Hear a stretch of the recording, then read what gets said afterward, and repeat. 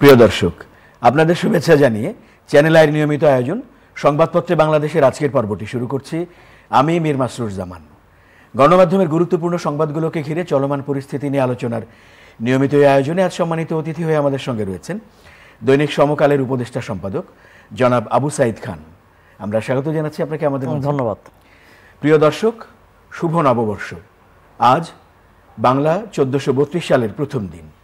এই আয়োজনে আপনাদের সবার জন্য অনেক অনেক শুভকামনা। আমরা দেখতে পাচ্ছি গণমাধ্যমের শিরোনামগুলোতে বলা হয়েছে শুরু হয়েছে বাঙালির প্রাণের উৎসব এবং এই উৎসবের মধ্য দিয়ে বরণ করা হচ্ছে নতুন বছরকে। এবং এবার শিরোনামে আরও উল্লেখ করা হয়েছে যে এবার সব জাতিসত্তার মানুষ তাদের অংশগ্রহণে এই উৎসব উপভোগ করার সুযোগ পাবেন, তেমন আয়োজন করা হয়েছে। আরও রয়েছে গণমাধ্যমের শিরোনামগুলো, আমরা আলোচনায় যাব। তবে সবার আগে নববর্ষের এই দিনে বছরের প্রথম দিনকে ঘিরে আমরা আলোচনা শুরু করতে চাই আমাদের সম্মানিত অতিথি জনাব আবু সাইদ খানের সঙ্গে। সবাইকে নববর্ষের শুভেচ্ছা।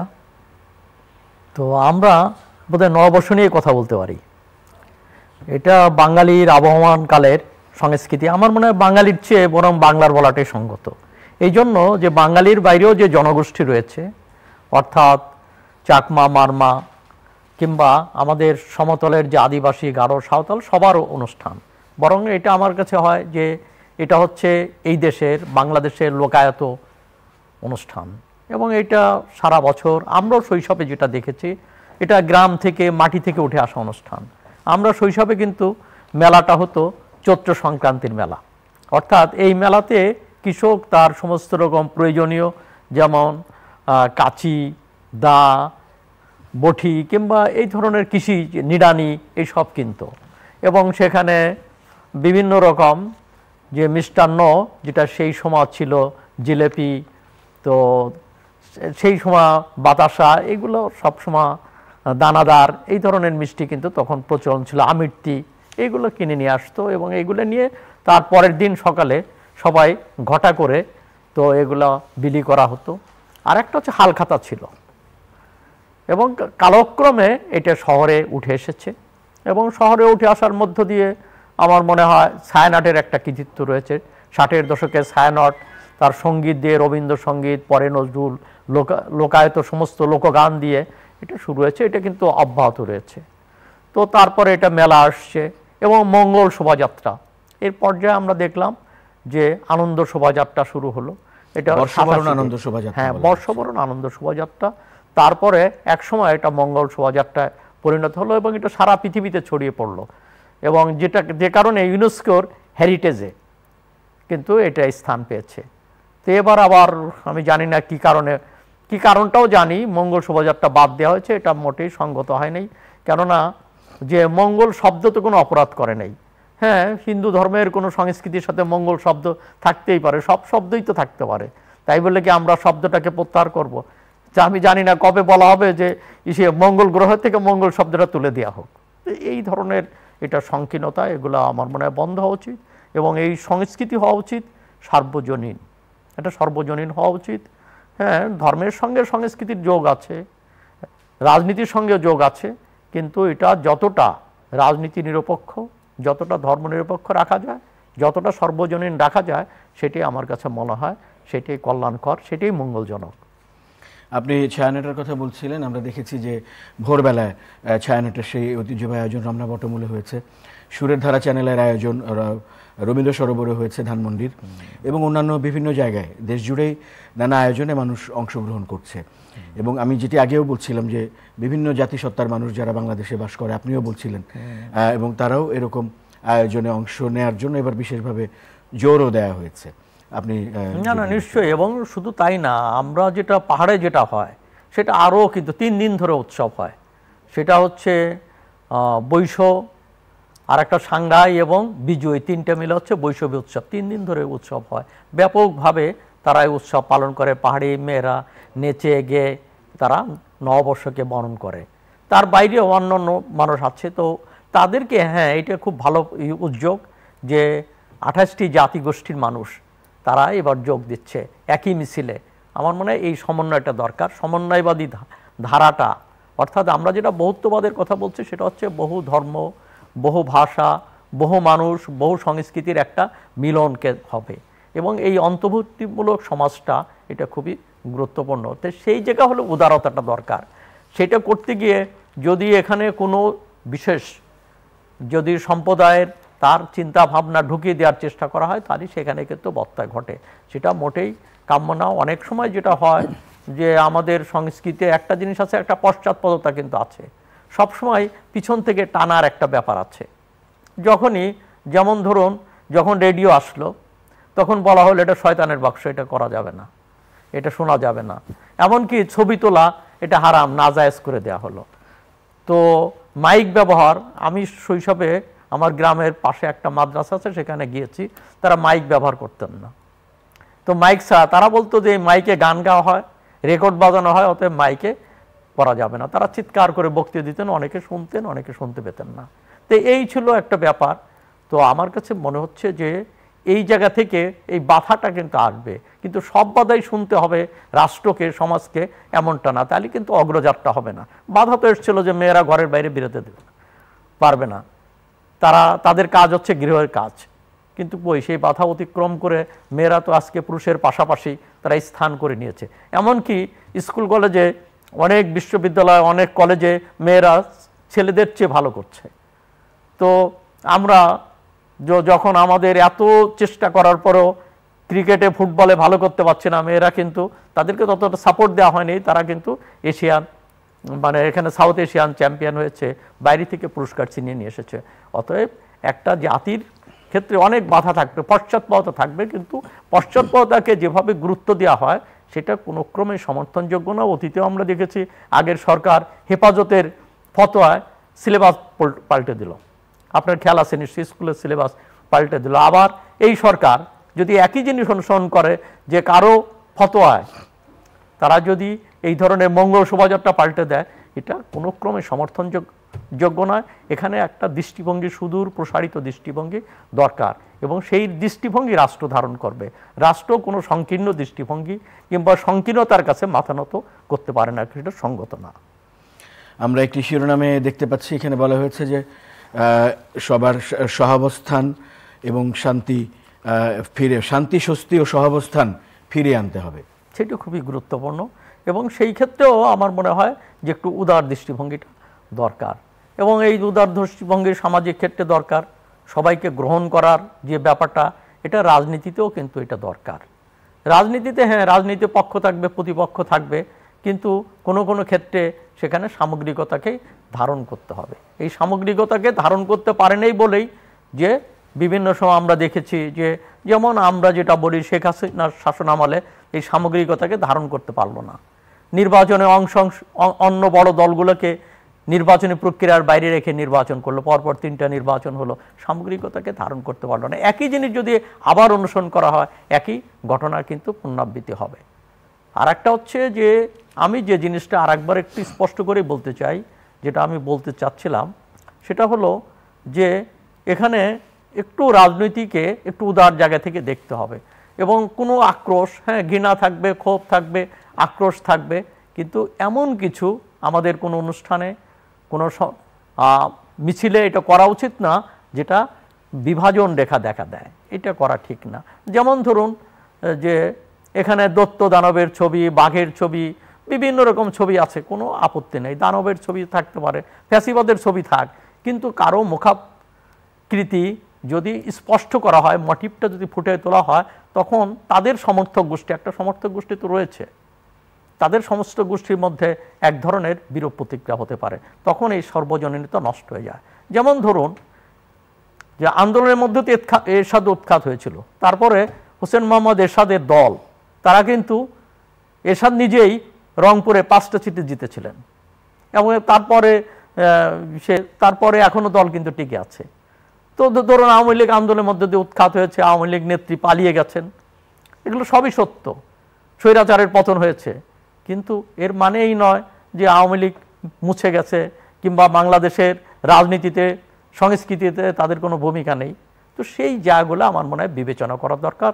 রাজনীতি অন্য জিনিস, আর একটা হচ্ছে সংস্কৃতি হবে উদার। এখানে এই মিলন মোহনায় সবাইকে, পাপি তাপি সবাইকে মেলার সুযোগ দিতে হবে। এখানে একটা রাষ্ট্র, একটা ব্যবস্থা, সেখানে শুধুমাত্র সাধু মানুষ ধরুন, সাধু কিংবা গণতন্ত্রীদের দিয়ে হবে না, সেখানে সমস্ত মানুষের এই মিলন মেলায় মিলনের সুযোগ দিতে হবে। একটু ভিন্ন ধরনের শিরোনাম আমাদের সামনে রয়েছে, এটিও প্রাধান্য পেয়েছে। আমরা দেখতে পাচ্ছি গ্যাসের দাম 33% বাড়লো নতুন শিল্পে, অর্থাৎ নতুন শিল্প যারা করছেন তারা ব্যয় বৃদ্ধির মধ্য দিয়েই এই শিল্প শুরু করতে যাচ্ছেন বলে আমরা সংবাদে দেখতে পাচ্ছি। এটা তো দুঃখজনক, কেননা ঘটনা হয় কি যে যখন আন্তর্জাতিক বাজারে দাম কমে এখানে কমে না, যখন বাড়ে কিংবা বিভিন্ন অজুহাতে এখানে দাম বাড়ানো। আর একটা হচ্ছে যে যখন জ্বালানির দাম বাড়ে সেটা তো সব কিছুতেই ক্ষতিগ্রস্ত করে, সমস্ত নিত্য প্রয়োজনীয় জিনিসের পর সেটা প্রভাব ফেলে।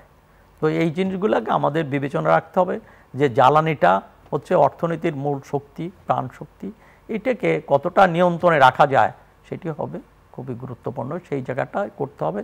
হ্যাঁ, সাবসিডি তো দিতেই হবে, কখনো কখনো তো সাবসিডি দিতে হবে, কেন রাষ্ট্র তো আর ব্যবসা করবে না, রাষ্ট্র তো আর ব্যবসা করে না, রাষ্ট্রের লক্ষ্য হবে ব্যবসা নয় জনকল্যাণ। হ্যাঁ, ব্যবসাকে ফ্যাসিলিটেট করবে কিংবা সব কিছুকে ফ্যাসিলিটেট করবে, কিন্তু জনকল্যাণই হবে তার লক্ষ্য। অতএব সেই জায়গা থেকে জ্বালানি দাম, এর জন্য তো আগে রেগুলেটরি ছিল, মানে বডি এখনও আছে, তো সেই রেগুলেটরি বডির সঙ্গে কখনো বসা হয় না, আলাপ আলোচনা হয় না। আগে শুনানি হতো, কিন্তু এখন তো কোনো কিছু শুনানিও তো দেখছি না। কিভাবে দাম বাড়িয়ে দেওয়া হচ্ছে প্রশাসনিক অর্ডারে, এটা তো আমি কোনো অর্থ খুঁজে পাই না। তো জনগণের তো ভয়েস থাকা দরকার, ভোক্তাদের তো যুক্তি থাকতে হবে। একটা গণতান্ত্রিক রাষ্ট্র মানে কি, গণতন্ত্র মানে তো কেবল ভোট না, গণতন্ত্র মানে হচ্ছে জনগণের ভয়েস, জনগণের মতামতকে গুরুত্ব দেওয়া, এবং সেটা সব ক্ষেত্রে, জীবনের প্রতিটা ক্ষেত্রে, প্রতিটা পদক্ষেপে গুরুত্ব দিতে হবে। দ্রব্যমূল্যের দাম দ্রব্যমূল্য বাড়াবেন, সেই ক্ষেত্রেও আপনাকে বসতে হবে জনগণের সঙ্গে, ভোক্তাদের সঙ্গে পরামর্শ করতে, আলাপ করতে হবে। তো সে সহজ জবাবের মধ্য দিয়ে কোনটা সঠিক, একটা যৌক্তিক জায়গায় আসতে হবে। তা না রাতের অন্ধকারে সকালে উঠে পত্রিকায় দেখলাম অমুক জিনিসের দাম বেড়ে গেল, ওইটা করা হলো, তো সেইটা কোনো গণতান্ত্রিক সিস্টেম হতে পারে না। আমরা দেখলাম যে বিনিয়োগ সম্মেলন হয়ে গেল এবং অনেক দেশের প্রতিনিধিরা এখানে যোগ দিয়েছেন, এবং আমরা সংবাদে যেমন দেখেছি যে ইতিবাচক সাড়া পাওয়া গেছে অনেক বিনিয়োগকারীদের কাছ থেকে। এই অবস্থায় বিনিয়োগকারীদের উৎসাহে কেমন প্রভাব পড়বে বলে আপনি মনে করেন? তো সেটা তো একটা সাড়া তো আমরা দেখেছি, মানে দেশি বা দেশের বাইরে। দেশের বাইরে হলো কি, পশ্চিমারা বিগত শাসন আমলে একটু মুখ ঘুরিয়ে রেখেছিল, এটা ঠিক, তারা সেইভাবে বিনিয়োগে উৎসাহিত হয় নাই। তো আমরা তো জুলাইয়ের অভ্যুত্থানের পরে আমরা পশ্চিমারা বাংলাদেশের সম্পর্কে একটা ইতিবাচক দৃষ্টিভঙ্গি পোষণ করছে এবং অনেকে উৎসাহ দেখাচ্ছে। কিন্তু প্রশ্নটা হচ্ছে যে আমরা যদি অবকাঠামোগত উন্নয়ন না ঘটে, বিদ্যুৎ, গ্যাস, এটা যদি সুলভ না করা হয় এবং সহজলভ্য না করা হয়, তো তাহলে তো লাভ হবে না। কেননা আপনি আগ্রহ থাকলে তো তারা আসবে না। আর একটা হচ্ছে যে আমলাতন্ত্রের দৌরাত্ম্য। তো হ্যাঁ, বিগত সরকারের পতন হয়েছে, স্বৈর শাসনের পতন হয়েছে, কিন্তু আমলাতন্ত্র তো বহাল তবিয়তে আছে, একই ফর্মে আছে। অতএব এই আমলাতন্ত্রের উন্নয়ন দরকার, প্রশাসনের উন্নয়নটা দরকার। তো যারা করতে পারে, এই যে যেমন যে সম্মেলন হলো, এখানে 4 ভাগের 1 ভাগ আসছিল প্রবাসীরা, তারা কিন্তু যারা বাংলাদেশের লোকেরা বাইরে অর্থ উপার্জন করেছে তারা এখানে বিনিয়োগ করতে চায়, এবং ভারতীয় উন্নয়নের পিছনে কিন্তু ভারতীয় প্রবাসীদের অবদান রয়ে গেছে। আমাদের ওখানে কিন্তু সেই সুযোগটা তারা পাচ্ছে না। আমি তো 2-4 জনকে জানি যারা এখানে বিনিয়োগ করার জন্য এসে ঘুরে ফিরে 6 মাস 1 বছর ঘুরে হতাশ হয়ে চলে গেছে।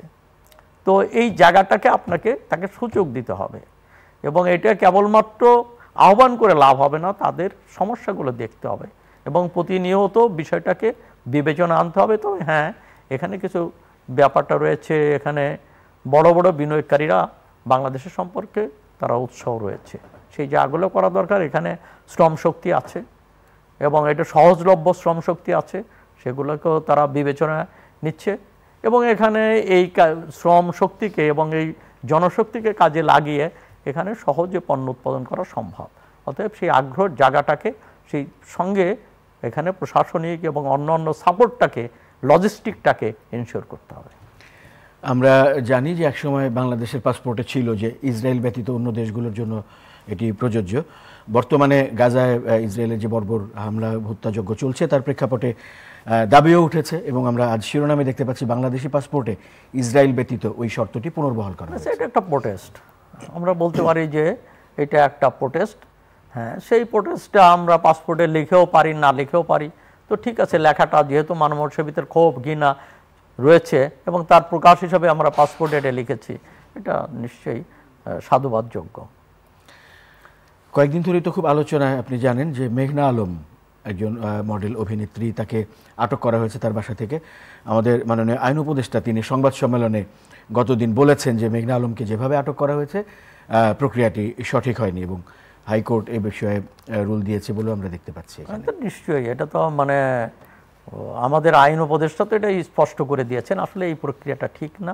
কেননা যে আইনটা মানে ৭৪ সালের যে আইন, এই আইনটা তো মানে ২১ বছর পরে বোধহয় এটা প্রথম প্রয়োগ হয়েছে। তো এই আইনটাকে, যেটাকে কালাকানুন হিসাবে চিহ্নিত হয়ে আছে, যে আইনটা বাতিলযোগ্য, বাতিল করা এতদিন কেন বাতিল হয় নাই, সেই আইনকে ব্যবহার করা এবং গণ অভ্যুত্থানের মধ্য দিয়ে জনগণের একটা নন্দিত সরকার এই আইনটা ব্যবহার করবে, এটা কোনো ক্রমে কাম্য নয়। তবে এটা ভালো দিক যে আইন উপদেষ্টা এটা স্বীকার করেছেন এবং তিনি নিজেকে মানে সরকারকে শুধরিয়ে নিয়েছেন। তো এইটা আমি এটাকে ইতিবাচকভাবেই দেখি। তো এই আইনের প্রয়োগ করা উচিত না, এইটা কালাকানুন। ব্যক্তিগতভাবে এই আইনের প্রতি আমারও ঘৃণা ক্ষোভ আছে। এই আইনেও আমি দীর্ঘদিন জেল কেটেছি, তো জেলে ঢুকেছি। অতএব অনেকে আমাদের বন্ধুরা অনেকে এই আইনে বিভিন্ন সময় নির্যাতিত, নিগৃহীত হয়েছেন। এই আইনটা অবশ্যই বাতিল করা উচিত বলে আমি মনে করি। এক শিরোনাম আমরা দেখতে পাচ্ছি, মাননীয় প্রধান উপদেষ্টা তিনি বলেছেন যে পয়লা বৈশাখ সম্প্রীতির প্রতীক, সর্বজনীন উৎসবেতে সবাই অংশ নিন। বৌদ্ধবিহারে সম্প্রীতি ভবনের ভিত্তিপ্রস্তর স্থাপন করেছেন তিনি গেল দিন। আসলে তো এই সম্প্রীতিটাকে বজায় রাখা দরকার এবং আমাদেরকে কতগুলো এই জন্য উদার দৃষ্টিভঙ্গি দরকার। এটা উনি যেটা বলেছেন নিঃসন্দেহে তো এটাই যৌক্তিক, আমরা এটাকে সমর্থন জানাতে চাই। তবে এখানে আলিঙ্গন করার দরকার, যেটা হলো যে এখানে আমাদের মনে রাখতে হবে যে বাংলাদেশের জনসংখ্যা বিচারে মুসলমানরা সংখ্যাগরিষ্ঠ। অতএব মুসলমানদেরকে উদার হতে হবে, মুসলমানদেরকে, হিন্দু, বৌদ্ধ, খ্রিস্টানদেরকে উদার দৃষ্টিভঙ্গিতে তাদেরকে গ্রহণ করতে হবে। তাদের সম্পত্তি, তাদের ধর্মীয় উপাসনালয় দরকার হলে মুসলমানদের পাহারা দিতে হবে, যাতে কোনো অঘটন না ঘটে। তো শুধুমাত্র তো বক্তৃতা বিবৃতিদের এটা হবে না, এটা করার দরকার। আবারও আমি অন্য দিক থেকে বলি যে যদি জাতিসত্তার বিচারে বাঙালিরা হচ্ছে সংখ্যাগরিষ্ঠ, অতএব বাঙালিদেরকে চাকমা, মারমা, ত্রিপুরা, সাঁওতাল, গারো, মণিপুরি, খাসিয়া, তো মন্ডা যারা আছে তাদের প্রতি উদার দৃষ্টিভঙ্গি করতে হবে। আমরা তো দেখতে পাচ্ছি যে বিভিন্ন সময় সাঁওতালদের জমি, মান্ডারদের জমি দখল করে নেওয়া যাওয়া হচ্ছে, রাষ্ট্র নিচ্ছে, এমনকি রাষ্ট্রীয় প্রতিষ্ঠান গ্রহণ করছে, ব্যক্তিরা গ্রহণ করছে, তারা আইনের আশ্রয় পাচ্ছে না, তাদের পাশে কেউ দাঁড়াচ্ছে না। তো এই জায়গাটা, কেননা এখানে তো শাসকরা, তাদের মামা খালু কিন্তু এখানে নাই, কেননা শাসকরা তো সব বাঙালি, কিংবা শাসকরা বাঙালি মুসলমান। তো যে কারণে তারা সেই সাপোর্টও পায় না। তো তারা বিভিন্নভাবে এখানে সংখ্যালঘু জাতিসত্তার মানুষ, সেটা ধর্মীয় সংখ্যালঘু বলুন আর নৃতাত্ত্বিক সংখ্যালঘু বলুন, তারা নির্যাতিত হচ্ছে। অতএব সেখানে বাঙালিদেরকে উদার হতে হবে, মুসলমানদেরকে উদার হতে হবে এবং সংখ্যালঘুদের প্রতি সেখানে সদয় দৃষ্টি দিতে হবে। একটি বিষয়, আমাদের জাতীয় মাছ বলা হয় ইলিশ মাছ এবং এটি বাঙালির খুব প্রিয় মাছ একটি।